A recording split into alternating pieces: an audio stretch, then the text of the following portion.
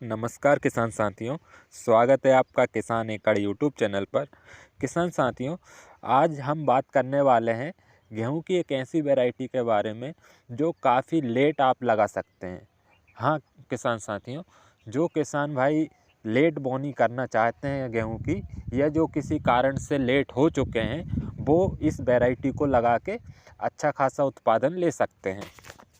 क्योंकि कई किसान भाई या तो जो फसल पहले लगाई होती है उसको काटने में निकालने में काफ़ी लेट हो जाते हैं, खेत की तैयारी करते करते काफ़ी लेट हो जाते हैं, या फिर कुछ फसल ऐसी होती है जो काफ़ी लेट निकलती है, जैसे गन्ने की फसल, कुछ बागवानी फसलें, उसके चलते काफ़ी लेट हो जाता है।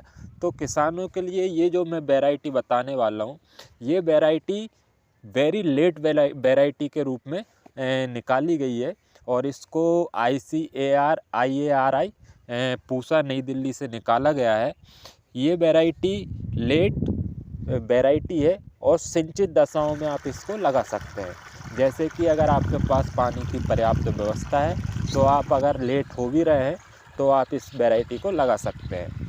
बात करते हैं वैरायटी के नाम की, वैरायटी के लगाने के समय की, वैरायटी की कुछ खासियत, तो हम इनके बारे में एक एक करके बात करते हैं। किसान साथियों, ये जो वैरायटी है इसका नाम है HD3298।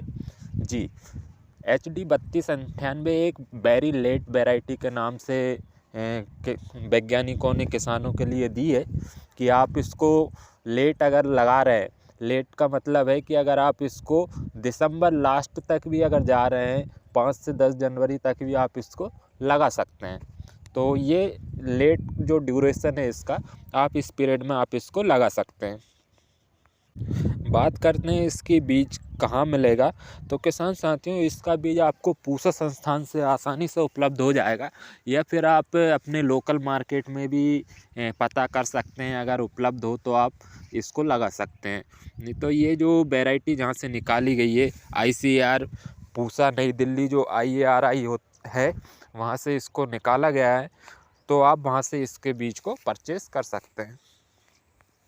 इस वैरायटी की जो बीज दर है वो 50 से 60 किलो एकड़ वैज्ञानिकों ने बताया है, लेकिन लेट होने की दशा में आप इसके बीज को 20% तक बढ़ा भी सकते हैं, क्योंकि जब फसल लेट हो जाती है तो जर्मिनेशन में समस्या आती है, उगने में समस्या आती है, खेत अगर सही से नहीं बना है तो पूरे दाने जो होते हैं वो नहीं उग पाते हैं।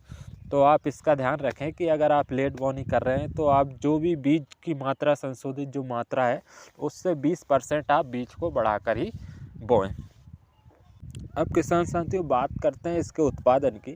तो किसान साथियों इसका जो एवरेज उत्पादन बताया गया है वैज्ञानिकों के द्वारा, प्रति एकड़ 15 क्विंटल तक बताया गया है, और ये लेट पछेती होने की दशा में भी अच्छा उत्पादन दे सकती है अगर आप इसको लगाते हैं तो।